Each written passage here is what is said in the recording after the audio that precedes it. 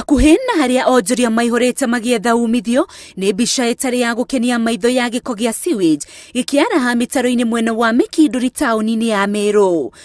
Hakukaliki hapa hata kwa maduka.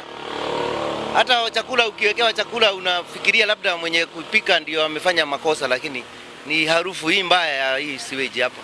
Kũringana na onjoria aya, gĩko gĩkĩ gĩtuĩkĩte thĩna kũrĩo kuona kĩragera kũrĩa biacara ciao cirĩ nginyagia gũtiga mũrukĩ ũramaingatĩra agũri. Kuna wakati inatoka ikiwa kama oili, ingine inatoka kama inabadilika inatoka kama maziwa, ingine inatoka inakuwa inabadilika inatoka ikiwa kama supu.